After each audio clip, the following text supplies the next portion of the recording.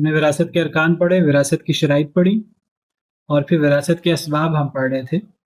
وراثت کا پہلا سبب ہم نے پڑھا نسب، دوسرا سبب ہم نے کہا نکاح ہے، تیسرا سبب ہم نے کہا ولا ہے۔ ان کی وضاحت بعد میں کرتے ہیں، پہلے نسب کی ہم وضاحت پڑھ رہے تھے۔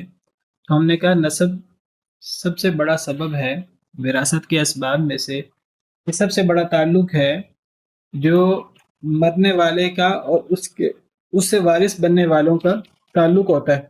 اس تعلق اور اس سبب سے سب سے زیادہ لوگ مرنے والے کے وارث بنتے ہیں۔ یہ بہت سارے لوگ ایک ہی شخص کے فوت ہونے پر اس کے وارث ہو سکتے ہیں۔ یہ چونکہ یہ سب سے زیادہ لوگ نسب سے وارث ہوتے ہیں۔ نسب کی 3 قسمیں ہیں۔ پہلی قسم ان کو ہم فروع کہتے ہیں، دوسری قسم ہم ان کو اصول کہتے ہیں، تیسری قسم کو ہم حواشی کہتے ہیں۔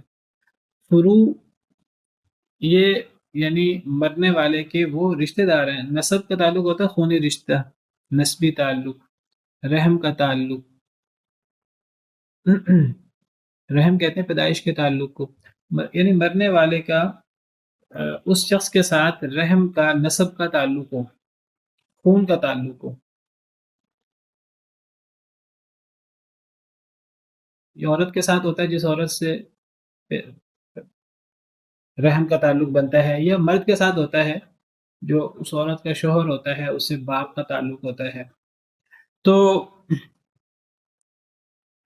فروع میں وہ لوگ آتے ہیں جو میت کی طرف منسوب ہوں، یعنی میت کی اولادیں، چاہے وہ ڈائریکٹ میت کی اولاد ہوں، بیٹا بیٹی، پوتا پوتی، نیچے تک، جیسے کل میں نے آپ کو نقشے کے ساتھ سمجھایا تھا۔ تو فروع میں، نسب میں، فروع میں یہ سب لوگ آ جاتے ہیں۔ بیٹا بیٹی بھی اس میں آتے ہیں، اور پھر پوتا پوتی بھی، نواسا نواسی بھی، ان کی اولاد بھی، ان کی اولاد بھی، نیچے تک، جہاں تک میت کی وفات کے وقت جو زندہ ہے، چاہے وہ دوسری پشت میں، چاہے تیسری پشت میں، چوتھی پشت میں، چاہے پانچویں پشت میں، جو بھی زندہ ہو، اگر مرنے والا 120، 125، 130 سال کی عمر میں فوت ہوتا ہے، اور اس کی تیسری، چوتھی نسل میں، پانچویں نسل میں کوئی موجود ہے اس کی اولاد میں، تو وہ اس کا وارث ہو سکتا ہے، بشرطے کہ وہ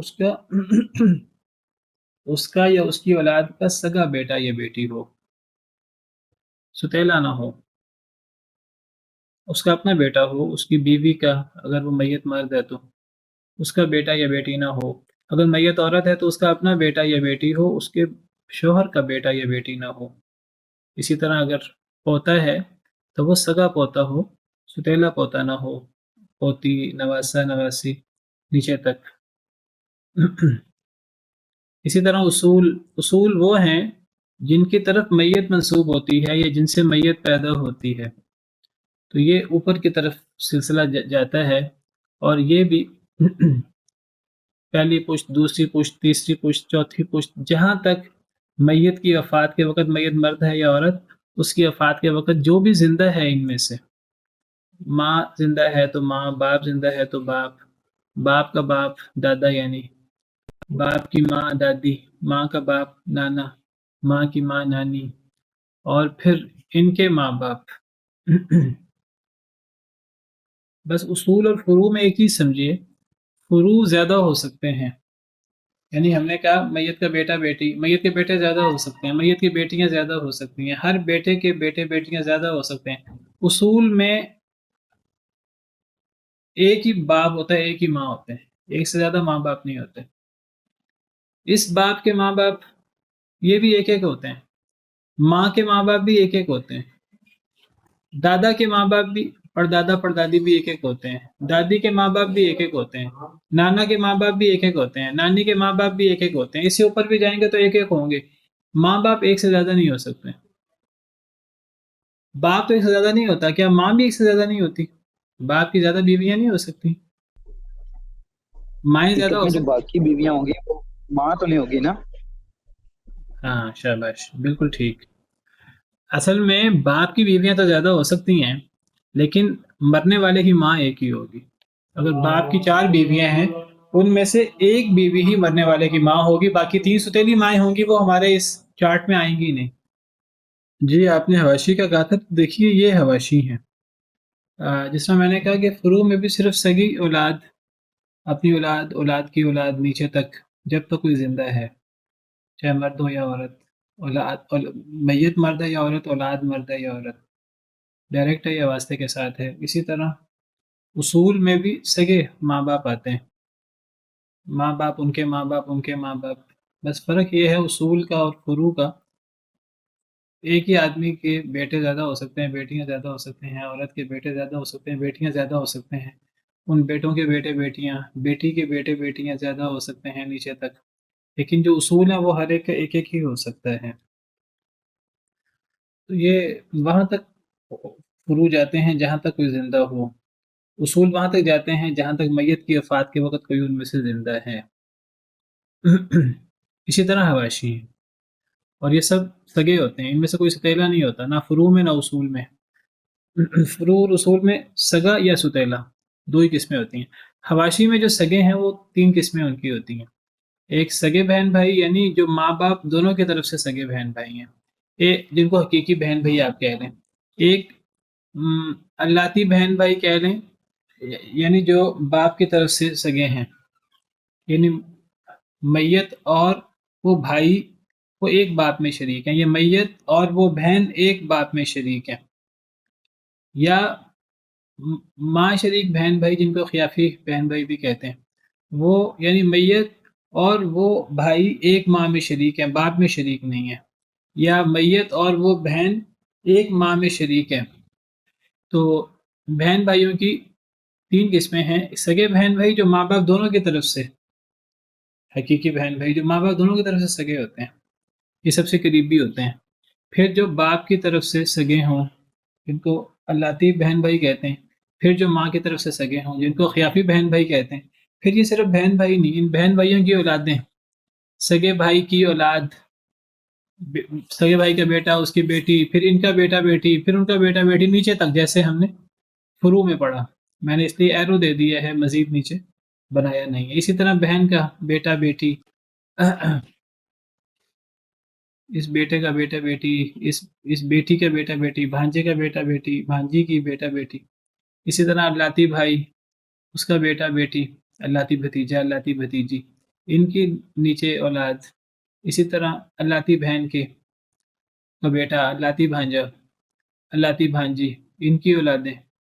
اسی طرح خیافی بہن بھائی، ان کی اولادیں اور ان کی اولادیں نیچے تک، یہ سب کے سب حواشی ہیں، یہ قریب کے حواشی ہیں۔ حواشی دو طرح کے ہوتے ہیں، ایک قریب کے حواشی ہوتے ہیں، ایک دور کے حواشی ہوتے ہیں۔ قریب کے حواشی کو اخوت کہہ دیتے ہیں، یعنی بہن بھائی، سگے بہن بھائی، باپ شریک بہن بھائی، ماں شریک بہن بھائی، ان کی اولادیں، یہ بہن بھائی اور ان کی اولادیں سب یہ قریبی حواشی میں آتے ہیں، ان کو اخوت بھی آپ کہہ سکتے ہیں۔ اور تھوڑا سے دور کے حواشی بھی ہوتے ہیں، جن کو عمومت کہہ دیتے ہیں، عمومت یا قبولت، یعنی چچا پھپھو خالہ ماموں وغیرہ۔ تو جس طرح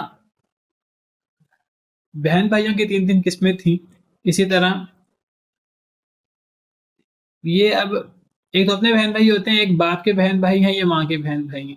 اب جو باپ کے بہن بھائی ہیں، تو باپ کے بہن بھائی بھی تین قسموں کے ہوں گے: میت کے باپ کے سگا، میت کے باپ کا سگا بھائی یا سگی بہن، سگا چچا، سگی پھپھو، ان کی اولادیں نیچے تک۔ پھر میت کے باپ کا اللاتی بھائی یا اللاتی بہن، جس کو میت کا اللاتی چچا یا اللاتی پھپھو کہیں گے، اور ان کی اولادیں نیچے تک۔ پھر میت کے باپ کا ماں شریک بھائی اور ماں شریک بہن، جس کو میت کا اخیافی چچا اور اخیافی پھپھو کہیں گے۔ میں آپ کو بار بار بتا رہا ہوں کہ یہ وہ سارے لوگ ہیں جو مرنے والے کے وارث بن سکتے ہیں۔ یہ سارے اکٹھے وارث نہیں ہوتے، قریبی کی موجودگی میں دور والا وارث نہیں ہوتا۔ ان میں کافی ڈیٹیل ہے، میں ابھی اس ڈیٹیل میں نہیں جانا چاہ رہا، میں صرف آپ کو یہ بتانا چاہ رہا ہوں کون کون وارث بننے کا مستحق ہے نسب والے تعلق کی بنا پر، فروع، اصول اور حواشی کے تعلق کی بنا پر کون کون اگر اکیلا ہو تو وہ، مثلا ان میں سے میں نے یہ فروع میں جتنے بھی آپ کے سامنے ذکر کیے، پہلی پشت، دوسری پشت کی اولاد، تیسری پشت کی اولاد، چوتھی پشت کی اولاد، خواہ وہ مرد ہے، خواہ وہ عورت، خواہ وہ پوتا ہے، پوتی ہے، نواسا ہے، نواسی ہے، ان کی اولادیں ہیں، ان میں سے کوئی ایک بھی اکیلا موجود ہوا نا تو مرنے والے کا وارث بن جائے گا۔ وہ آگے تفصیل ہے کتنے مال کا وارث بنے گا، وہ تفصیلات بعد میں آئیں گی۔ پھر اسی طرح اصول کی جو بات کی، ان میں جو بھی مرنے والے کے وفات کے وقت زندہ ہوا، ماں باپ، दूसरी पुश्त पे दादा दादी नाना नानी, तीसरी पुश्त पे, चौथी पुश्त पे कोई भी जिंदा हुआ अकेला, कोई और नहीं है, वो वारिस बनने के अहल है। इसी तरह ये हवाशी की सारी तफसील है बहन भाई। तो ये वारिस बनने के अहल हैं जब तक दोनों माँ बाप से ताल्लुक है, या सिर्फ बाप से ताल्लुक है, या सिर्फ माँ से ताल्लुक है। अगर कोई ऐसा सुतेला आपका भाई या बहन है जो ना बाप में आपके साथ शरीक है, ना माँ में आपके साथ शरीक है, जैसे कल मैंने वजाहत की थी, तो वो फिर वारिस नहीं होगा। ना वो वारिस होगा, ना वो महरम होगा आपका। उसके साथ शादी भी हो सकती है, पर्दा भी होगा, और वारिस भी नहीं होगा। लेकिन अगर सगा भाई है या सगी बहन है, या लाती भाई है बाप शरीक, या बाप शरीक बहन है, या खियाफी भाई है माँ शरीक, या माँ शरीक बहन है, तो इनके साथ, इन तीनों के साथ विरासत का ताल्लुक भी होता है, और इन तीनों के साथ पर्दा भी नहीं होता, निकाह भी नहीं हो सकता, ये हों या इनकी औलादें हों। इसी तरह जो अपने बहन भाई हैं हवाशी, करीबी हवाशी जिनको अखुवत कहते हैं, तो ये दूर के हवाशी हैं मैयत के। जिस तरह मैयत के अपने बहन भाई वो मैयत के माँ बाप में मैयत के साथ शरीक होते हैं, तो मैयत के बाप के बहन भाई तीनों किस्म के वो मैयत के दादा दादी में मैयत के साथ शरीक होते हैं। इसी तरह मैयत के माँ के बहन भाई वो मैयत के साथ मैयत के नाना नानी में शरीक होते हैं, और ये सिलसिला फिर आगे बढ़ता रहता है। ये हवाशी की समझ आ गई? तो कोई इसमें इश्काल है?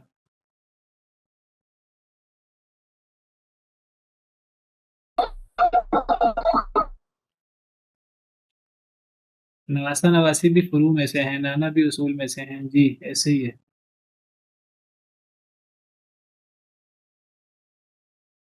आगे चलें जी। तो ये चाहे फुरू हों, चाहे उसूल हों, चाहे हवाशी हों, तो ये सब नसब के ज़रिए वारिस बन जाते हैं, वारिस बन सकते हैं। तो नसब में से सैकड़ों लोग वारिस बन सकते हैं मरने वाले के। मज़ीद तफसील आगे पढ़ेंगे हम इंशाअल्लाह। अभी देखिए मैंने सिर्फ वारिस होने की बात की है, अभी मैं असहाबुल फराइज़, असबा, उलुल अरहाम की भी तकसीम नहीं कर रहा, वो मैं आगे जाकर करूँगा। अभी सिर्फ आपको ये बता रहा हूँ कौन कौन वारिस हो सकते हैं। जी हमाद सर। शेख ये जो चचा जाद बहन भाई होंगे हम्म, ये हवाशी लेवल पर आ जाएंगे। जी जी, ये भी हवाशी हैं। जिस तरह बहन भाई भतीजे हवाशी हैं, इसी तरह चचा और चचा जाद ये भी हवाशी हैं, ये दूर के हवाशी हैं। बहन भाई मैयत के अपने बहन भाई हैं उनकी औलादें, और जो चचा वगैरह हैं ये मैयत के बाप के बहन भाई हैं और उनकी औलादें। ये भी हवाशी में हैं, दूर के हवाशी हैं।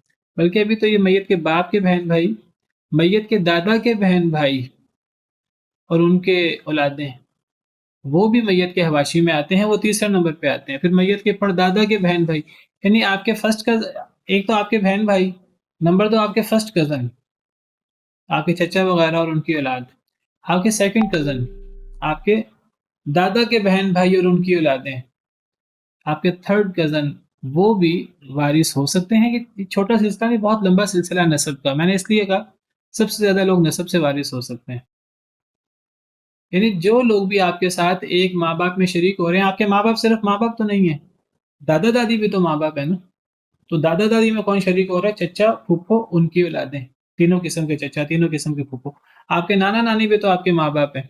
तो नाना नानी के साथ जो आपके हवाशी आपके साथ आपके नाना नानी में शरीक हैं, आपके खाला, आपके मामू, तीनों किस्म के खालू, तीनों खाला, तीनों तीनों किस्म के मामू और उनकी औलादें, ये आपके नाना नानी के साथ शरीक हैं। जो दोनों के साथ है नाना नानी के साथ वो सगा है। जो सिर्फ नाना के साथ है वो अल्लाती मामू है या अल्लाती खाला है। तो सिर्फ नानी के साथ है वो अखियाफी मामू है या अखियाफी खाला है या उसकी औलादें। और फिर जैसा हमने कहा परदादा परदादी, तो जो परदादा परदादी इस असल में आपके साथ शरीक होगा, यानी आपके दादा के बहन भाई, इसी तरह आपके पड़नाना पड़नानी के बहन भाई। तो ये लंबा चौड़ा सिलसिला है, फुरू का भी, उसूल का भी और हवाशी का भी, जब तक कोई जिंदा है। मैं सिर्फ ये बता रहा हूँ कौन कौन लोग वारिस बन सकते हैं। तो नस्ब से ये सब लोग वारिस बन सकते हैं, ये सैकड़ों लोग हो सकते हैं। اچھا جی، اس کے بعد ہیں ایسا مشکل ہے، کلاس مس ہوئی ہے تو مشکل لگے گا، تو کلاس مس نہیں ہوئی تب بھی مشکل لگے گا، لیکن میں نے صرف یہ بتایا ہے نقشہ بنا کر یہ سب لوگ وارث بن سکتے ہیں. ابھی تو میں نے اس میں سے ڈیٹیل بتانی ہے کہ ان میں سے قریبی وارث کون ہے، دور کا وارث کون ہے. تو اسی کو تو سمجھنا ہے ہمیں. انشاءاللہ یہ مشکل نہیں ہے.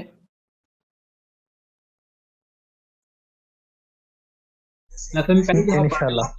پہلی دفعہ پڑھ رہے ہیں اس لیے مشکل لگ رہا ہے، مشکل نہیں ہے.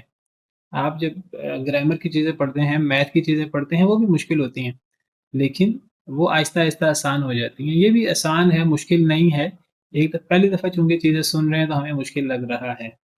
ابھی تو میں نے آپ کے سامنے نقشے بنا دیے، اگر نقشے نہ بنائے ہوں اور مشکل ہوتا آپ کے لیے. اچھا جی، دوسری قسم اسباب وراثت کی نکاح. نسب سے جب اتنے زیادہ لوگ وارث بنتے ہیں، فروع، اصول اور حواشی، اور ان کی اتنی ڈیٹیل ہے، نکاح سے اتنے ہی کم لوگ وارث بنتے ہیں. نکاح سے صرف اگر مرد ہو تو عورت اس کی وارث بنتی ہے، عورت ہو تو شوہر اس کا وارث بنتا ہے. مرد ہو تو بیوی وارث بنتی ہے، بیوی ہو تو عورت ہو میت تو اس کا شوہر وارث بنتا ہے. اگر مرد ہو تو زیادہ عورتیں بھی وارث بن سکتی ہیں، کیونکہ بیویاں زیادہ ہو سکتی ہیں ایک وقت میں، 4 تک ہو سکتی ہیں. لیکن اگر عورت ہو تو اس کی وفات کے وقت جو اس کا شوہر ہے وہ ایک ہی ہوگا، تو وہی اس کا وارث ہو سکتا ہے. تو نکاح کے ذریعے صرف میاں بیوی ایک دوسرے کے وارث بنتے ہیں. نکاح صحیح عقد کے بعد میاں بیوی ایک دوسرے کے وارث بنتے ہیں. صحیح عقد کا مطلب ہے کہ وہ عقد سے مراد عقد نکاح ہے. تو وہ عقد نکاح وہ ہو جو صحیح ہو. یہ ایسا عقد نہ ہو جو غیر شرعی ہو. مثال کے طور پر متع کا نکاح، اس سے وراثت نہیں ہوگی. اسی طرح حلالہ ناجائز عقد ہے متع کی طرح، اس سے بھی وراثت نہیں بنتی. نکاح شغار، وٹا سٹا، جو نکاح اسلام میں حرام ہے. ولی کے بغیر نکاح، ان لوگوں کے مطابق جن کے مطابق ولی کے بغیر نکاح نہیں ہوتا. حدیث ہے جو عورت ولی کے بغیر نکاح کرتی ہے اس کا نکاح باطل ہے، باطل ہے، باطل ہے. تو اس میں بھی ایک دوسرے کے وارث نہیں بنتے. صحیح عقد، شرعی عقد کے بعد میاں بھی ایک دوسرے کے وارث بنتے ہیں، خواہ بھی صرف نکاح ہوا ہو، رخصتی نہ ہوئی ہو. اور وہ تب تک وارث ہے جب تک طلاق نہ ہوئی ہو. دیکھیے ابھی آپ میں سے کوئی کہہ رہا تھا کہ مشکل ہے، مجھے نہیں سمجھ آئی اس میں سے مشکل کیا چیز ہے. یعنی ابھی تک تو ہم نے صرف یہ دیکھا ہے نسب کے ذریعے. نسب ایک بہت لمبا چوڑا سلسلہ ہے، تو رشتہ داری کی کیا کیا صورتیں ہو سکتی ہیں ابھی تو ہم نے کوئی ڈیٹیل میں تو گئے نہیں زیادہ.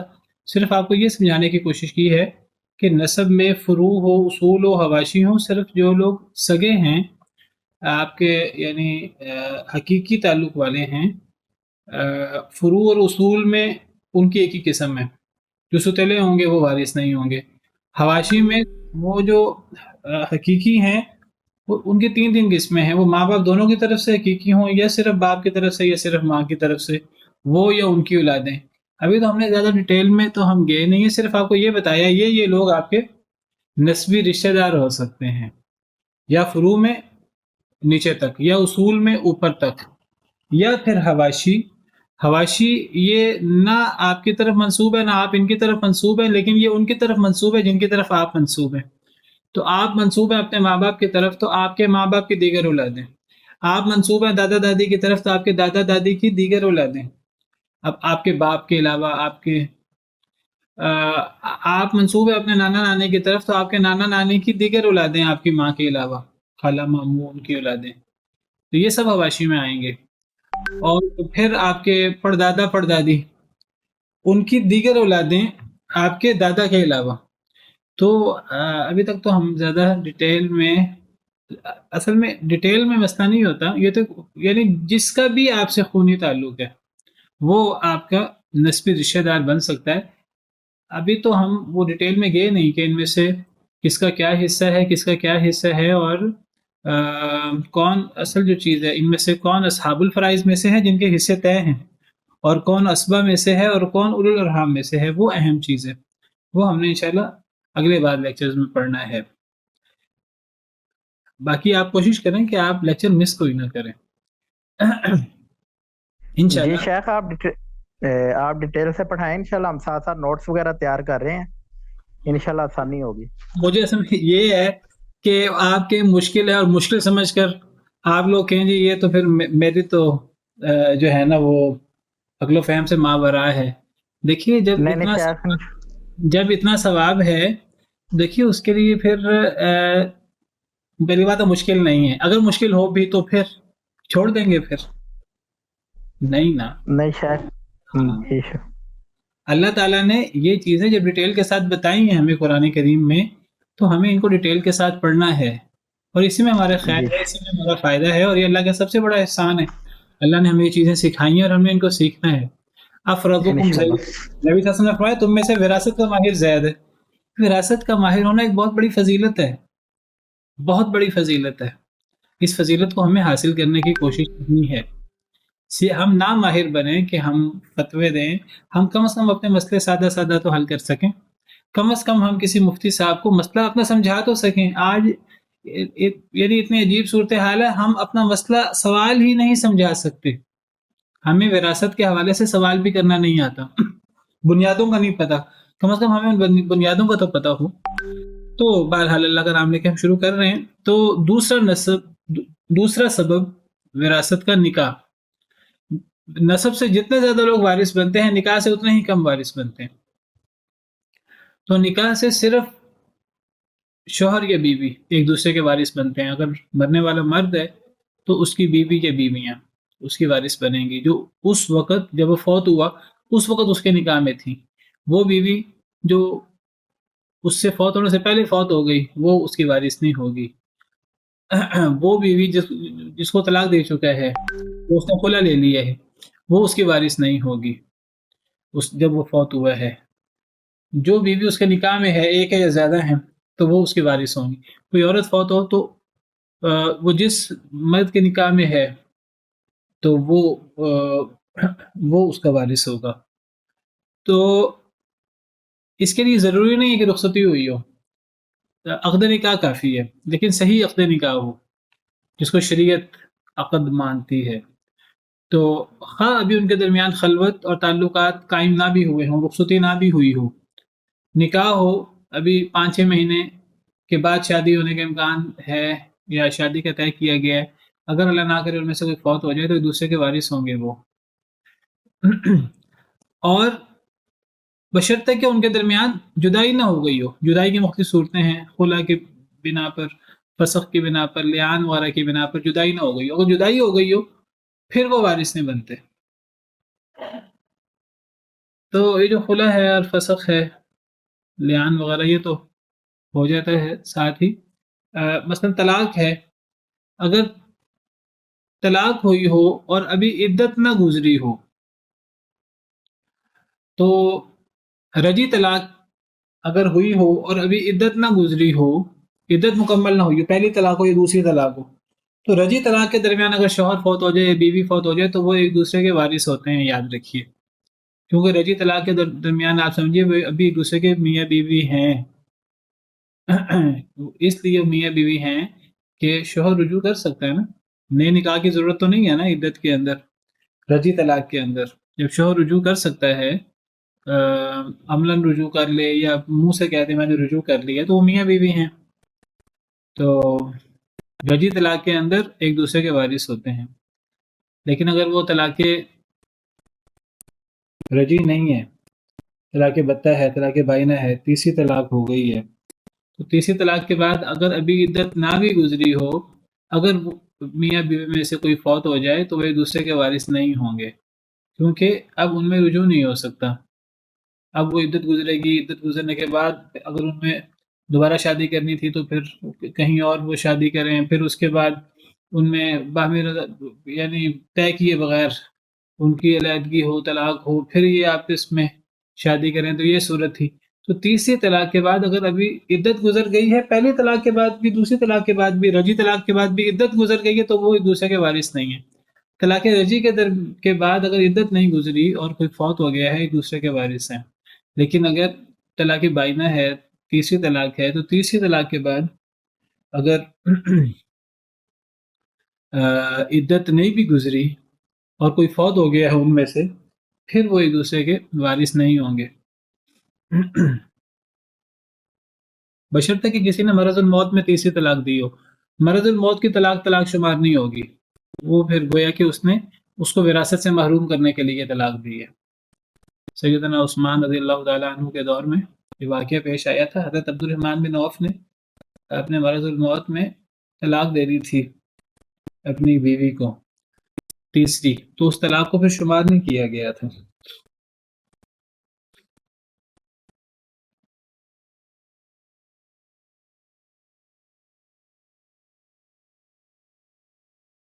اگر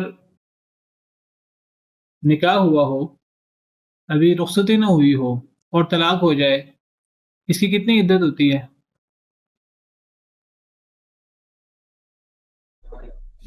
کوئی عدت نہیں ہوتی ہے۔ کوئی عدت نہیں شیخ، کوئی عدت نہیں ہوتی۔ یا ایھا الذین آمنوا اذا نکحتم المؤمنات ثم طلقتموهن من قبل ان تمسوهن فما لكم علیہن من عدت تعتدونها۔ اگر نکاح ہوا، رخصتی نہیں ہوئی اور طلاق ہو گئی، طلاق ہونے کے کچھ دیر بعد یا اگلے دن ان میں سے کوئی ایک فوت ہو جاتا ہے، تو یہ ایک دوسرے کے وارث نہیں ہوں گے کیونکہ عدت ہی نہیں ہے۔ ٹھیک ہے نا، علیحدگی ہو چکی ہے۔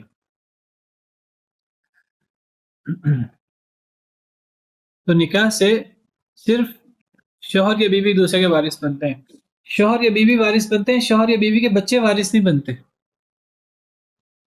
یہ بات آپ نے یاد رکھنی ہے۔ یعنی اگر میں نے کل مثال دی تھی، ایک آدمی کا بیٹا ہے، دوسری عورت کی بیٹی ہے، تو یہ اگر مرد عورت شادی کر لیتے ہیں آپس میں اور ان میں سے کوئی فوت ہو جاتا ہے، تو یہ ایک دوسرے کے وارث ہوں گے۔ یعنی اگر مرد فوت ہو جاتا ہے تو بیوی اس کی وارث ہوگی، بیوی فوت ہو جاتی ہے شوہر اس کا وارث ہوگا، یہ بچے وارث نہیں ہوں گے ان کے۔ ہاں، اگر مرد فوت ہو جاتا ہے اس کا بیٹا اس کا وارث ہوگا، یہ اس عورت کی بیٹی اس مرد کی وارث نہیں ہوگی، سوتیلے باپ کی جو ربیبہ ہوگی۔ اسی طرح اگر عورت فوت ہو جاتی ہے، اس عورت کا جو شوہر ہے وہ تو وارث ہوگا اس کا، یہ جو شادی ہوئی تھی، لیکن اس عورت کی بیٹی بھی اس کی وارث ہوگی، یہ جو مرد کا بیٹا ہے یہ وارث نہیں ہوگا۔ تو نکاح اور نسب کو ہم نے خلط ملط نہیں کرنا۔ مرنے والے کے اپنے نسبی رشتہ دار تو وارث ہیں، مرنے والے کی بیوی کے رشتہ دار اولاد، جو ہم نے فروع اصول حواشی پڑھے، اپنے مرنے والے کے اپنے فروع اصول حواشی تو وارث ہوتے ہیں سگے، مرنے والے کی بیوی کے اولاد، ماں باپ، بہن بھائی، چچا وغیرہ وارث نہیں ہوتے، وہ اپنے وارث ہوتے ہیں۔ تو ہم نے نکاح کو اور ہم نے نسب کو خلط ملط نہیں کرنا کہ ہم نکاح سے تو بیوی وارث لے لیں اور پھر نسب سے بیوی کا بیٹا بھی لے لیں۔ ہم کیا اب بیوی کے بیٹے کو کیا ملے گا، بیوی کے باپ کو کیا ملے گا، سسر کو کیا ملے گا داماد کی وراثت سے، یا ساس کی وراثت سے بہو کو کیا ملے گا، یا داماد کو کیا ملے گا۔ تو نکاح سے صرف شوہر یا بیوی ایک دوسرے کے وارث ہوتے ہیں، نہ شوہر یا بیوی کے اولاد، نہ شوہر یا بیوی کے ماں باپ، نہ شوہر بیوی کے بہن بھائی، دیور، دیورانی، جیٹھ، نند، بھاوج، کوئی بہنوئی، خالو، مامی، یہ کوئی ایک دوسرے کا وارث نہیں ہوتا وراثت کے اعتبار سے۔ چچا وارث ہوتا ہے، چچی نہیں ہوتی، بھائی کی بیوی نہیں ہوتی، بھابھی نہیں وارث ہوتی۔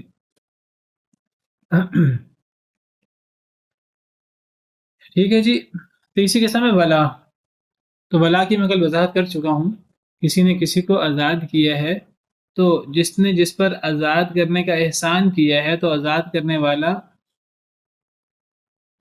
اسے ولا کا حق حاصل ہو جاتا ہے، انما الولاء لمن اعتق۔ لیکن ولا کا مطلب کیا ہے، وہ وارث ہوگا جس نے آزاد کیا ہے کسی مرد کو یا کسی عورت کو، چاہے اس کا اپنا غلام ہے چاہے کسی دوسرے کے غلام کو خرید کر آزاد کر دیتا ہے۔ حضرت عائشہ نے حضرت بریرہ کو خرید کر آزاد کر دیا، تو وہ جن سے خرید کر آزاد کیا وہ کہتے تھے ولا کا حق ہمارا ہوگا. حضرت عائشہ کہتی تھی ہمارا ہوگا. نبی صلی اللہ علیہ وسلم نے فرمایا کہ چھوڑو تم اس اختلاف کو، تم بس آزاد کر دو بریرہ کو.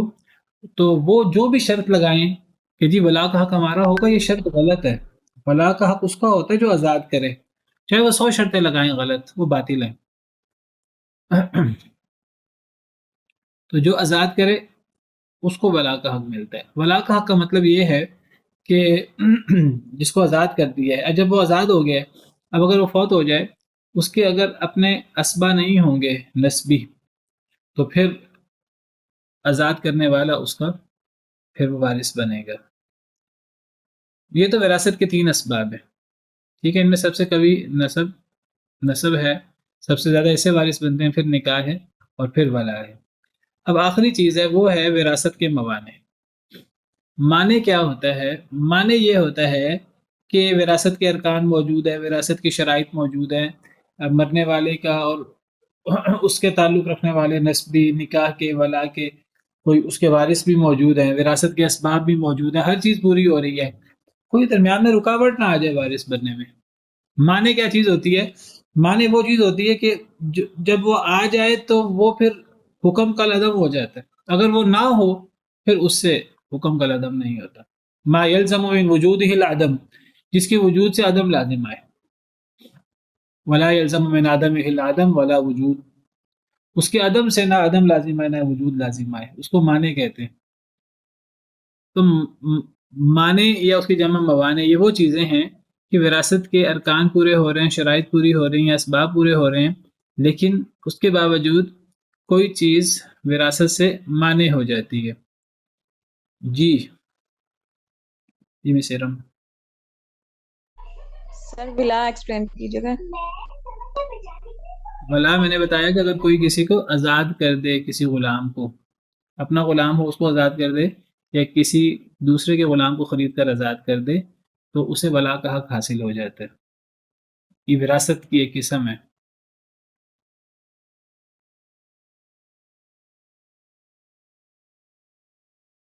تو میں وراثت کے موانع کی بات کر رہا تھا. اب تو اگر باقی سب چیزیں پائی جاتی ہیں، ارکان بھی پائے جا رہے ہیں، شرائط بھی پائی جا رہی ہیں، پوری ہو رہی ہیں، اسباب بھی، نسب یا نکاح بھی کا تعلق بھی موجود ہے، یا ولا کا تعلق موجود ہے، اگر ان موانع میں سے کوئی مانع آ گیا تو پھر یہ وارث، پھر وراثت کا عمل نہیں ہوگا. اگر غلامی آ گئی، اگر مرنے والا غلام ہے، مرنے والا، تو غلام شخص، اس کی وراثت تقسیم نہیں ہوتی. آپ میں سے کوئی کسی کا سوال تھا؟ مس ارم جی.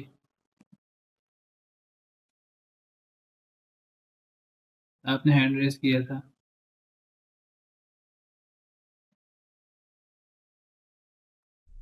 نو سر، میں نے بس ولا بھی پوچھنا تھا. ٹھیک ہے. اب میں ذکر کر رہا ہوں کہ وراثت کے موانع میں سے کوئی معنی آ گیا. جو متفق علیہ موانع ہے وہ یہ ہے: غلامی سب سے پہلے. تو اگر مرنے والا غلام ہے کسی کا، تو یاد رکھیے غلام کی وراثت نہیں ہوتی. غلام خود مال ہوتا ہے اپنے آقا کا، وہ بطور مال کے اگر آقا فوت ہو جائے تو وہ وراثت کے آگے تقسیم ہو جاتا ہے غلام. تو اگر غلام فوت ہو جائے تو وہ، اس کی اپنی آئیڈینٹی، اپنی حیثیت نہیں ہوتی مستقل بذات کہ اس کی وراثت تقسیم ہو. وہ خود اپنے آقا کا غلام ہے. تو جب وہ آقا کا غلام ہے، وہ خود مال ہے اپنے آقا کا. اس کے پاس پہلی بات ہے مال ہوگا ہی نہیں، اس کا جو بھی مال ہے وہ اس کا ہے ہی نہیں، وہ اس کے آقا کا ہے. تو اگر وہ فوت ہو جائے غلام تو اس کی وراثت اس کے ورثاء میں تقسیم نہیں ہوتی. اس کو کہیں سے مال ملا تو وہ مال اصل میں وہ اس کے آقا کا ہی ہے، تو وہ مال بطور وراثت تقسیم نہیں ہوگا، بلکہ وہ آقا کو مل جائے گا. وہ غلام خود اس کی قیمت ہوتی ہے، وہ آگے بیچا جا سکتا ہے کچھ رقم کے عوض. تو وہ تو تو وہ غلام ہی فوت ہو جائے تو اس کی وراثت اس کے ورثاء میں تقسیم نہیں ہوتی. غلامی وراثت سے مانے ہاں ایک صورت ہے، غلام اپنے آقا سے مکاتبت کر لے تو وہ کہ مجھے آپ کچھ وقت دے دیں، میں کچھ وقت کہیں محنت مزدوری کر کے کچھ کماؤں گا اور کما کر میں اتنی دیر میں اتنی رقم آپ کو ادا کر دوں گا تو آپ مجھے آزاد کر دیجئے گا. اگر غلام یہ تقاضا کرے آقا سے تو آقا کو اس کا تقاضا پورا کر لینا چاہیے. اصلاً تو آقا اگر اس کا تقاضا نہ پورا کرے تو آقا کو کوئی مجبور نہیں کر سکتا. لیکن اللہ تعالیٰ نے توجہ دلائی ہے اگر غلام مکاتبت کرنا چاہیں تو مکاتبت کرنی چاہیے غلام سے، کیونکہ اللہ چاہتے ہیں کہ اگر کوئی آزاد ہونا چاہتا ہے تو اس کے پاس آزاد ہونے کا موقع ہونا چاہیے. جس طرح سورہ نور میں ہے والذین یبتغون الکتاب مما ملکت ایمانکم فکاتبوہم ان علمتم فیہم خیرا، تمہارے غلاموں میں سے جو مکاتبت چاہتے ہیں تو تم ان سے مکاتبت کرو. نہ صرف مکاتبت کرو بلکہ اللہ کہتے ہیں وآتوہم من مال اللہ الذی آتاکم، اور انہیں اس مال سے ان کی مدد بھی کرو جو اللہ نے تمہیں مال دیا ہے. تو غلامی وراثت کے موانع میں سے ایک معنی ہے. نہ غلام اگر فوت ہو جائے تو وہ مورث بنتا ہے یا اس کی وراثت آگے اس کے ورثاء میں تقسیم ہو سکتی ہے. اگر غلام وارث ہو کسی کا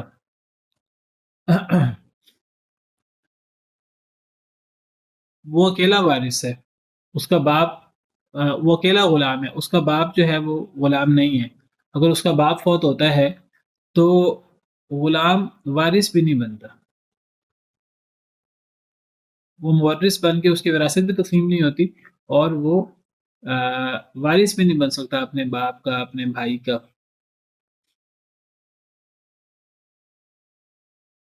غلام وارث بھی نہیں ہوتا.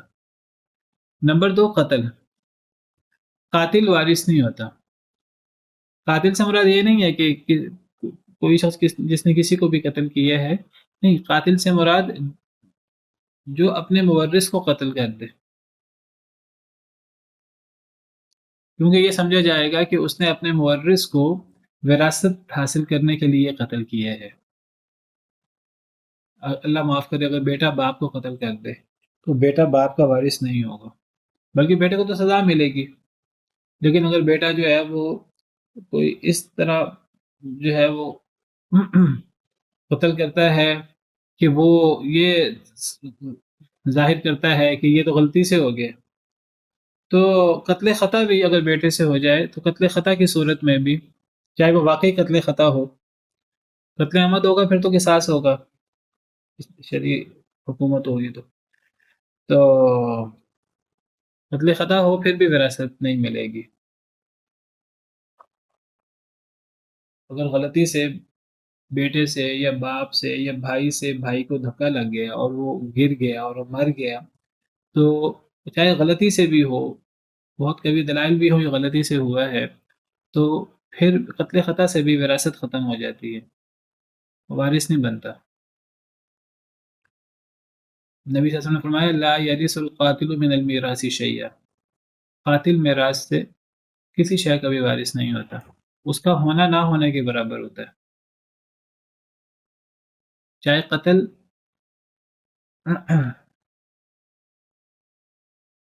قصاص کو واجب کرے، چاہے یہ قتل کسی کفارہ یا دیت کو واجب کرے، یعنی چاہے وہ قتل عامد ہو چاہے وہ قتل خطا ہو.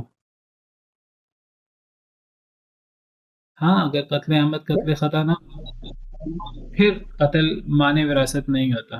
جی ڈاکٹر صاحب ایک سوال ہے کہ اگر کسی کا ایکسیڈنٹ کے اندر، یعنی کہ گاڑی میں جا رہے تھے، ایکسیڈنٹ ہو گیا، بیٹا بچ گیا لیکن باپ کا انتقال ہو گیا، تو ایسی صورت میں بیٹا پھر اس کی وراثت میں شامل ہے یا موالد میں آ گیا؟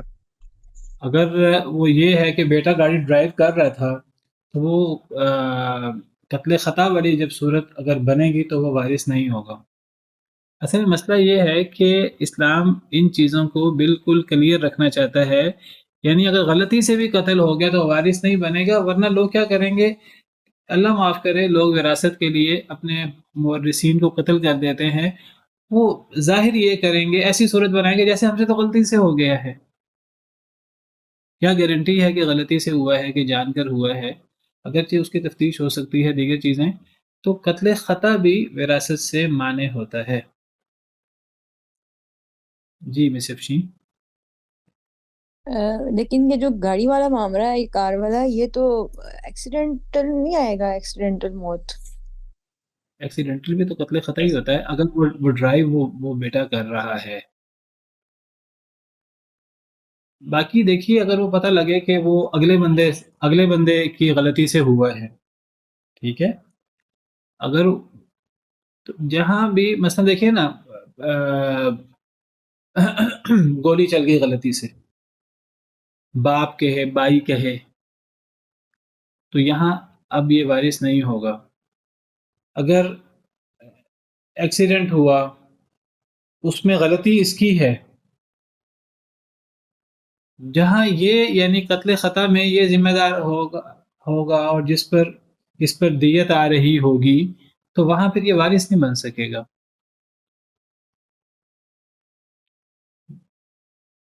واللہ عالم. تو وہ قتل وراثت سے محروم کر دیتا ہے جس قتل پر قصاص پڑے، دیت پڑے، کفارہ پڑے. ہاں، اگر ایک آدمی جلاد ہے، اب حکمران کا حکم ہے کہ فلاں مجرم کو تم نے سزا دینی ہے، تم نے ایگزیکیوٹ کرنا ہے، اب چاہے اسے اپنے کسی رشتہ دار کو ایگزیکیوٹ کرنا پڑے حکمران کے حکم سے، یا تو یہ قتل مانع وراثت نہیں ہوگا.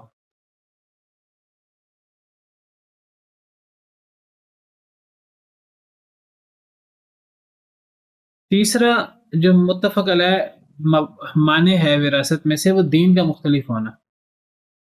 مرنے والے کا اور وارث کا، مورث کا اور وارث کا دین فرق ہے. مرنے والا مسلمان ہے اور وارث کافر ہے، مرزئی ہے، کافر ہے، عیسائی ہے، یہودی ہے، ہندو ہے. یا مرنے والا وہ کافر ہے، وارث مسلمان ہے. ایک ہندو فیملی کا کوئی شخص مسلمان ہو جاتا ہے تو وہ اس کے باپ فوت ہو جاتا ہے، مالدار شخص ہے، تو وہ اپنے باپ کا وارث نہیں ہوگا. بعض کہتے ہیں نہیں جی، مسلمان کافر کا وارث ہو سکتا، کافر مسلمان کا وارث نہیں ہو سکتا، کیونکہ اسلام غالب ہوتا ہے. تو وارث بننا ہو تو وارث بن جائے گا مسلمان کافر کا، لیکن کافر مسلمان کا وارث نہیں بنے گا. لیکن یہ بات ٹھیک نہیں ہے. نبی صلی اللہ علیہ وسلم کا ارشاد ہے، آپ نے فرمایا کہ لا یرث المسلم الکافر ولا الکافر المسلم. واضح فرمانا ہے آپ کا، صحیح حدیث ہے. آپ نے فرمایا کافر مسلمان کا وارث نہیں ہے، مسلمان کافر کا وارث نہیں ہے. ہم کہ نہیں اسلام غالب ہوتا ہے. جب حدیث واضح ہے تو پھر ہمیں دوسری عقلی دلائل کی طرف نہیں جانا چاہیے. اسی طرح حدیث مبارکہ لا یتوارث اہل ملتین شتیٰ، دو ملتوں والے کبھی ایک دوسرے کے وارث نہیں ہو سکتے. یعنی یہ نہیں ہے صرف کہ مسلمان کافر کا وارث نہیں، کافر مسلمان کا وارث نہیں ہے، بلکہ اگر ایک اسلامی ملک میں ذمہ ہوں غیر مسلم، ان ایک فیملی میں ایک ہندو ہے اور ایک عیسائی ہے، عیسائی اور ہندو بھی ایک دوسرے کے وارث نہیں ہوں گے. اگر اسلامی قانون نافذ ہوگا تو وہ دو غیر مسلموں کو بھی جن کا مذہب دین فرق ہوگا، وہ انہیں بھی ایک دوسرے کا وارث نہیں بننے دے گا اسلامی قانون. لا یتوارث اہل ملتین شتیٰ، دو ملتوں والے وارث نہیں ہو سکتے.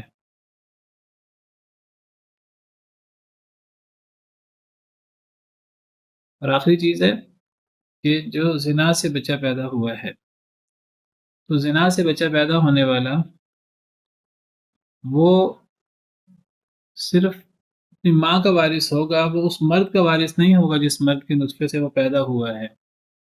چاہے یہ ثابت ہو جائے کہ وہ اس کے نطفے سے پیدا ہوا ہے، ڈی این اے سے، دیگر دلائل سے ثابت بھی ہو جائے، کیونکہ وہ نکاح صحیح کے نتیجے میں پیدا نہیں ہوا، زنا کے نتیجے میں پیدا ہوا، چاہے زنا بالرضا ہو نعوذ باللہ، چاہے زنا بالجبر ہو. تو بچہ وہ مرد کا وارث نہیں ہوتا زنا کے نتیجے میں اگر پیدا ہو تو. عورت کا وارث ہوتا ہے، نہ مرد کا وارث ہوتا ہے، نہ مرد سے جو رشتہ دار بنتے ہیں ان کا وارث ہوتا ہے، نہ مرد کا وارث ہوگا چاہے یقینی طور پر یہ ثابت ہو جائے کہ اسی سے ہی یہ پیدا ہوا اس کے نطفے سے، نہ مرد کا وارث ہوگا، نہ اس مرد سے متعلقہ رشتہ داروں کا وارث ہوگا، نہ اس مرد کا، نہ اس مرد کے باپ کا، نہ اس کی ماں کا، نہ اس کے بیٹے کا، جو اس کا رشتے میں بھائی لگے گا یا جو بھی لگے گا۔ ہاں عورت سے وہ وارث ہوگا، عورت سے بھی وارث ہوگا، عورت سے متعلقہ رشتہ داروں سے بھی وارث ہوگا، عورت سے ماں سے وارث ہوگا، ماں بھی اس سے وارث ہوگی، نانی سے وارث ہوگا، نانا اگر اس کی وراثت وغیرہ کا تعلق ہے اولو الارحام کا تو وہ ان سے بھی وارث ہو جائے گا۔ یہ ہیں موٹی موٹی تمہیدی چیزیں جو بیان کی جاتی ہیں وراثت کے شروع میں۔ ڈاکٹر صاحب ایک سوال ہے، جی زنا کے بعد میں اگر وہ دونوں کی شادی ہو گئی تو ایسی صورت میں کیا وہ بچہ باپ کا وارث بن سکتا؟ نہیں وارث ہوگا، کیونکہ شادی تو بعد میں ہوئی ہے۔ جی ٹھیک۔ جب وہ حمل ٹھہرا ہے اس وقت وہ غیر شرعی طور پر ٹھہرا ہے، چاہے وہ ڈی این اے سے دیگر، عورت کو پتہ ہوتا ہے، عورتیں بتا دیتی ہیں کہ یہ فلاں کے نطفے سے ہے، پرانے زمانے میں بھی ایسا ہوتا تھا، تو چاہے پتہ بھی ہو یہ فلاں سے ہے تو وہ وارث نہیں اس کا ہوتا۔ نبی صلی اللہ علیہ وسلم نے فرمایا الولد للفراش وللآخر الحجر، چاہے وہ بعد میں نکاح بھی کر لے۔ جی مس افشین، پیدا ہونے سے پہلے اگر نکاح ہو گیا تو بھی وارث نہیں ہے حمل کے دوران؟ وہ حمل تو ٹھہر گیا نا، حمل نکاح صحیح کے اچھا بعد اور رخصتی کے بعد نہیں ٹھہرا، اس سے پہلے ٹھہرا ہے۔ اب چاہے بعد میں وہ شرعی میاں بیوی بھی بن جائیں، چاہے لوگوں کو پتہ ہو نہ ہو، کئی دفعہ لوگوں کو علم میں نہیں آتا، لیکن جن کا ہے ان کو تو علم میں ہے، تو وہ وراثت نہیں ہوگی۔ باقی وہ چھپا لیتے ہیں لوگوں سے، وہ پھر اللہ کے ہیں، ان کا معاملہ ہے۔ جی جی جی جی جزاک اللہ خیر۔ جی مس نورین، استاد میرا سوال یہ ہے کہ کوئی وارث جو ہے نا عملاً جو ہے نا کبائر میں مبتلا ہو، بس نام کا مسلمان ہو، تو اس کے بارے میں کیا حکم ہے؟ جس کو ہم مسلمان سمجھتے ہیں وہ مسلمانوں میں شمار ہوگا، جس کے بارے میں جس کو مسلمان سمجھا جاتا ہے، جس کے ساتھ مسلمانوں والے معاملات کیے جاتے ہیں، جو اگر فوت ہو جائے اس کو مسلمانوں کے قبرستان میں دفن کیا جائے وہ مسلمان ہے۔ ہاں اگر اس کو غیر مسلم ڈکلیئر کر دیا جائے،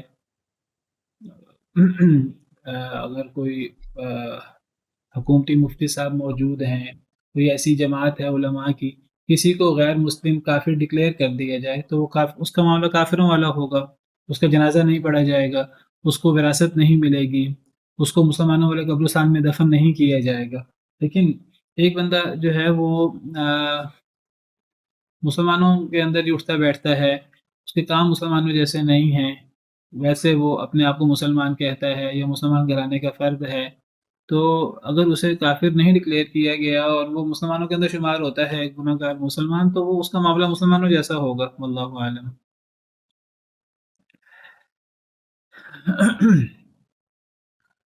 ہاں جی، غلام والی بات جو ہے سر جہاں تک میرا خیال ہے کہ یہ حنفیہ میں شاید یہ ایسے ہے کہ اگر ولد الزنا ہے اور وہ 6 مہینے کے بعد وہ یعنی وہ پیدا ہوتا ہے اور وہ شادی کر لیتے ہیں پہلے، تو اس صورت میں اس کو وہ اس میں نسب میں شمار کرتے ہیں اور اس کو حصہ دیتے ہیں۔ نہیں کسی کے ہاں نہیں ہے یہ۔ اصل میں دیکھیے وارث ہونے کے لیے نکاح کے بعد کوئی پیدا ہو تو وہ وارث ہوگا نا، نکاح سے پہلے یا زنا کے نتیجے میں کوئی پیدا ہو تو وہ کیسے وارث بنے گا؟ مرد کا وارث نہیں بنے گا، عورت سے بنے گا۔ شیخ اس میں غالباً جس طرف یہ اشارہ کر رہے ہیں نا یہ اس طرف جی ہے کہ جو 30 مہینے میں دودھ چھڑانے کا ذکر آیا ہے، تو وہ کہتے ہیں کہ جس کو ہم آج پری میچور برتھ کہتے ہیں، ہاں تو وہ کہتے ہیں کہ کم از کم 6 مہینے کا حمل ہوتا ہے تو نسب ثابت ہوگا. اگر 6 مہینے سے کم کے حمل کے اوپر یعنی نکاح کے 5 مہینے کے بعد ولادت ہوتی ہے تو وہ نسب جاری نہیں ہوگا. وہ بالکل ایک الگ مسئلہ ہے، وہ بالکل ایک الگ بات ہو رہی ہے. یہاں بات یہ ہو رہی ہے کہ مرد عورت نے زنا کیا ہے، بالرضا کیا ہے، بالجبر ہوا ہے، تو اگر اس کے نتیجے میں حمل ٹھہر جاتا ہے، پریگننٹ ہو جاتی ہے عورت، اب اس کے بعد چاہے وہ اگلے مہینے شادی کر لیں، چاہے وہ ہفتے بعد شادی کر لیں،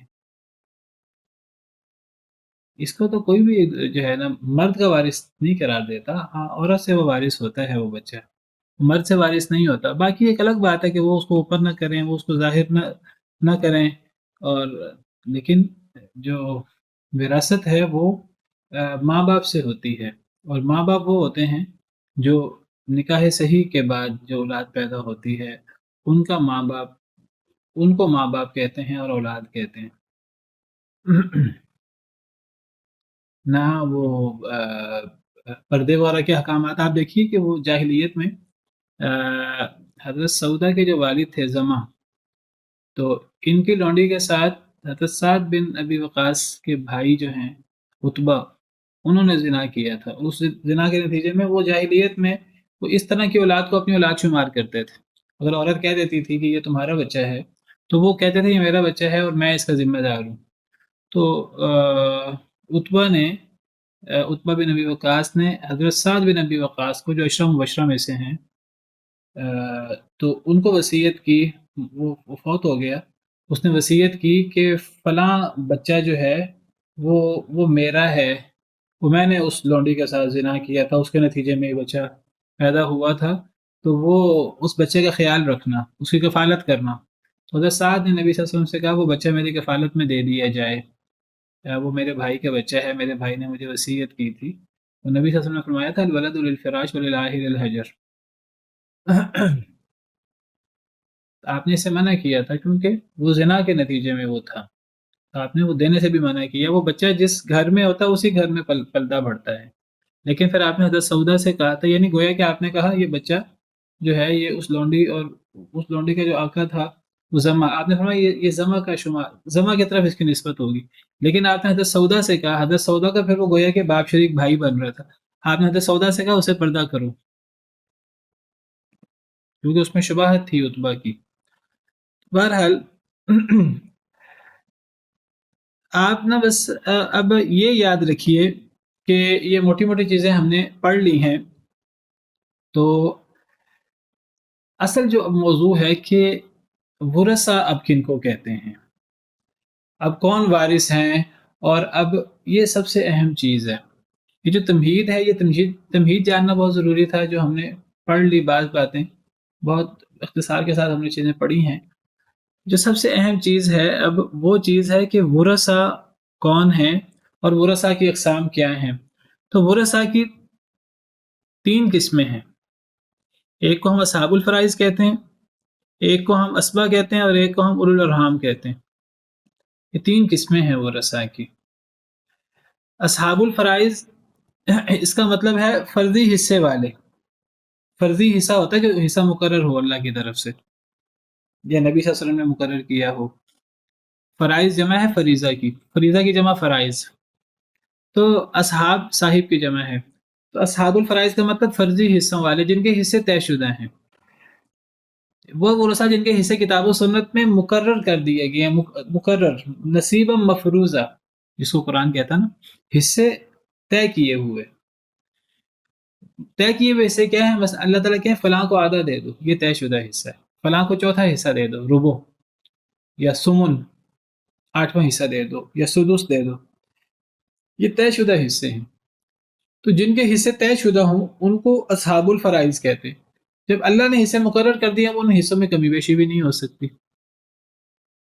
جب اللہ نے کہہ دیا کہ یہ حصہ ہے تو وہی حصہ ہے. مثلا بیٹی کے بارے میں اللہ فرماتے ہیں بیٹی کا حصہ آدھا ہے تو بیٹی کو آدھا ملے گا، آدھے سے زیادہ یہ کم نہیں ملے گا. ان کو کہتے ہیں اصحاب الفرائض. یعنی یہ وارث بھی ہیں لیکن یہ ایسے وارث ہیں کہ جن کا حصہ مقرر ہے. دوسری قسم ہے اسبہ. اسبہ کا لفظی مطلب ہوتا ہے مضبوط جماعت.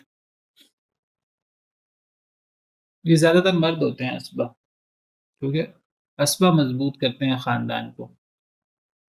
اسبہ سے مراد وہ ورثاء ہیں جن کو کتاب و سنت میں وارث تو بنایا گیا ہے. کتاب و سنت یہ کہیں، اللہ تعالیٰ یہ فرمائیں، نبی صلی اللہ علیہ وسلم یہ کہیں وہ وارث ہے، لیکن اس کا حصہ مقرر نہ کریں، کوئی حصہ طے نہ کریں کہ اس کو آدھا حصہ ملے گا، اس کو چوتھا حصہ ملے گا، اس کو چھٹا حصہ ملے گا، اس کو 2/3 ملے گا، اس کو 1/3 ملے گا. حصہ طے نہ کیا جائے. جب حصہ طے نہیں کیا جاتا تو پھر ان کو کیا دیا جاتا ہے؟ حصہ تو طے نہیں کیا. اب مثال کے طور پہ قرآن میں ہے کہ وَهُوَ يَرِثُ يَسْتَفْتُونَ قُلِ اللَّهُ يُفْتِيكُمْ فِي الْكَلَالَةِ إِنِ امْرُؤٌ هَلَكَ لَيْسَ لَهُ وَلَدٌ وَلَهُ أُخْتٌ فَلَهَا نِصْفُ مَا تَرَكَ. اگر کوئی آدمی فوت ہو، اس کی اولاد نہ ہو اور اس کی بہن ہو، تو بہن کو آدھا حصہ ملے گا. یہ اب بہن کا جو آدھا حصہ ہے یہ فرضی حصہ ہے، یہ بہن اصحاب الفرائض میں سے، کیونکہ حصہ مقرر کر دیا گیا. لیکن وَهُوَ يَرِثُهَا إِن لَّمْ يَكُن لَّهَا وَلَدٌ، اگر وہ بہن فوت ہو جائے اور بھائی وارث ہو، تو اگر بہن کی اولاد نہ ہو تو بھائی وارث ہوگا. قرآن کہتا ہے وَهُوَ يَرِثُهَا، وہ بھائی وارث ہوگا اپنی بہن کا اگر اولاد نہ ہو. سوال ہے کتنے مال کا وارث ہوگا؟ یہ وضاحت نہیں ہے. جب یہ وضاحت نہیں ہے تو اس کو اسبہ کہیں گے، کہ جس کو وارث تو بنایا جائے لیکن اس کا حصہ مقرر نہ کیا جائے.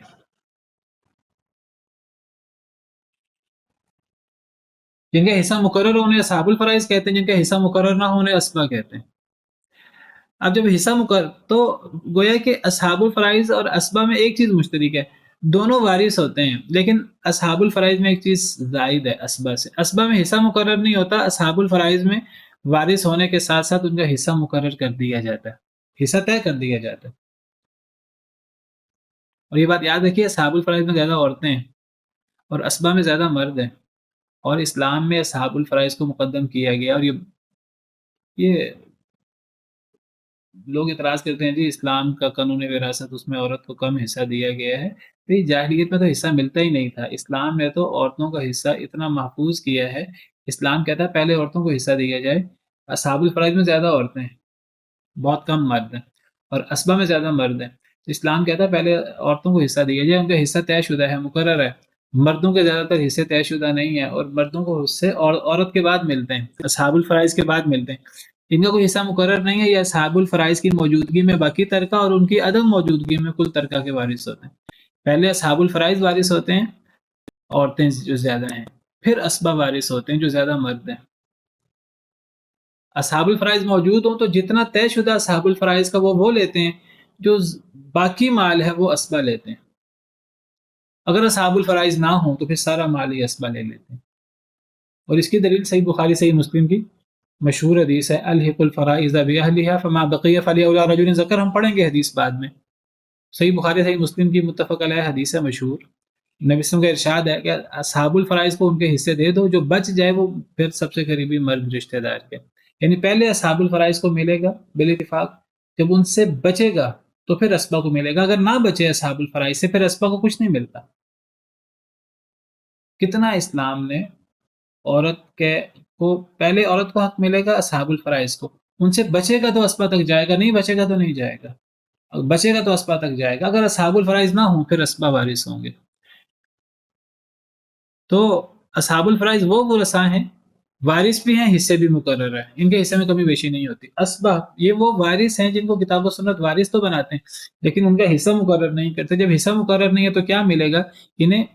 اگر اصحاب الفرائض موجود ہیں، ان سے کچھ مال بچ گیا تو باقی مال ملے گا، ورنہ یہ اصحاب الفرائض نہیں ہے تو کل مال کے وارث ہوں گے. اگر اصحاب الفرائض سے مال نہ بچے تو یہ وارث نہیں ہوں گے.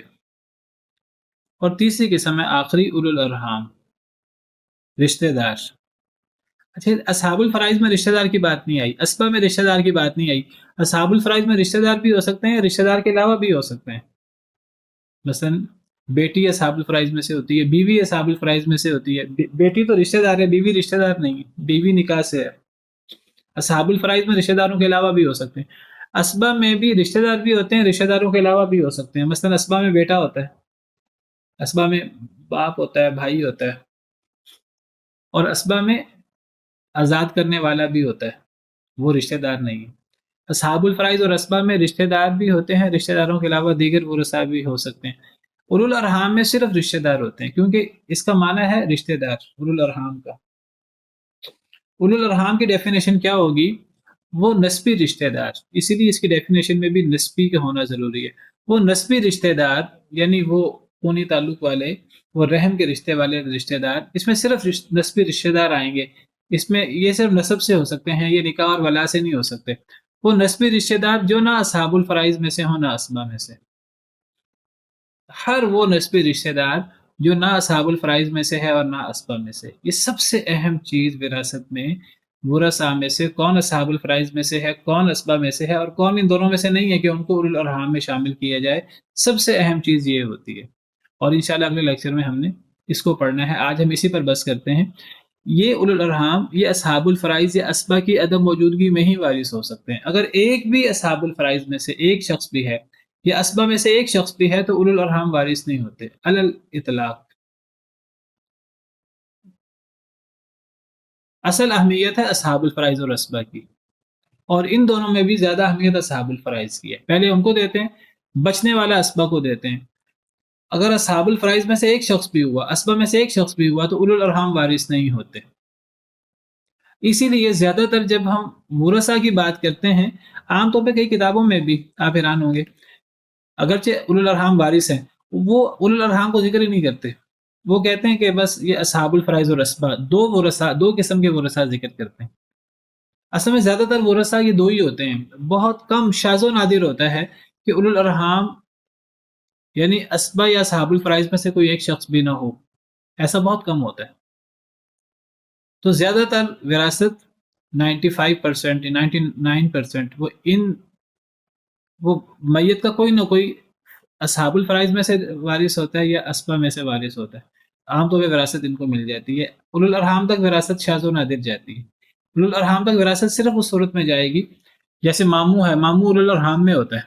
ماموں صرف تب وارث ہوگا جب ماموں اکیلا ہو، جب کوئی اور وارث نہ ہو، بیٹا بیٹی، پوتا پوتی وغیرہ، باپ دادا وغیرہ، کوئی بھی نہ ہو تو ماموں وارث ہوگا۔